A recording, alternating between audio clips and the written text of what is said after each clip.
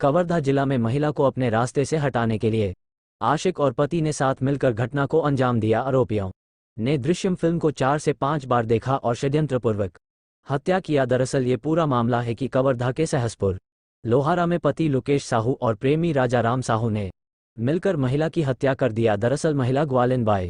साहू और लोकेश साहू के 3 बच्चे हैं। दरअसल लोकेश साहू और ग्वालिन पिछले 3 साल से अलग हो चुके थे, क्योंकि ग्वालिन बाई का गांव में ही रहने वाले राजा राम के साथ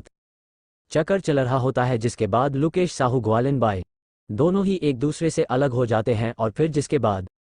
ग्वालिन अपने आशिक राजा राम के साथ रहने लगती है। राजा राम भी पहले से ही शादीशुदा रहता है, जिसके कारण ग्वालिन बाई को उसे एक किराए के मकान में रखना पड़ता है और फिर बाद में राजा राम और ग्वालिन बाई का जंगल में संबंध बनाते एक एमएमएस बनता है और वह वायरल हो जाता है, जिसके बाद गांव में काफ़ी बातें होती हैं, जिससे राजा राम को लगता है कि ग्वालिन बाई के कारण उसकी काफ़ी बदनामी हुई। दरअसल राजा राम साहू भी ग्वालिन बाई से काफ़ी परेशान था। राजा राम का मोबाइल दुकान है और ग्वालिन बाई राजा राम के दुकान में अक्सर जाकर के दुकान से मोबाइल ले लेती थी, तो कभी पैसे ले लेती थी। और वैसे ही ग्वालिन बाई साहू का पति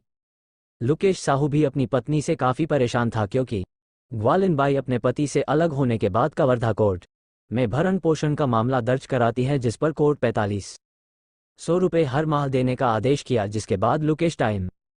से हर माह 4500 दिया भी करता था। इसी के लिए महिला अपने पति से पैसा लेने को 18 जुलाई को अपने घर कल्याणपुर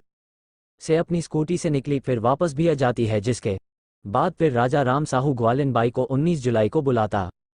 है और फिर दोनों स्कूटी से निकल जाते हैं घनी खुटा घाट, जिसके बाद पीछे से लोकेश साहू भी पीछे से वहां आ जाता है और लोकेश व राजा राम का पहले से ही प्लानिंग होता है कि ग्वालिन बाई की हत्या कर उसे अपने रास्ते से हटाना है। और फिर दोनों मिलते हैं और ग्वालिन बाई साहू का उसके ही साड़ी से गला घोंटकर हत्या कर देते हैं और दोनों ही हत्या की पूरी तैयारी से पहुंचे रहते हैं। बकायदा गायंती कुदारी लेकर वहां गए होते हैं और हत्या करने के बाद शव को दफना देते और फिर दृश्यम फिल्म देखकर जैसा प्लानिंग करते हैं वैसे ही ग्वालिन बाई के मोबाइल को स्विच ऑफ किया और फिर करना नाले के पास जाकर मोबाइल को वापस से चालू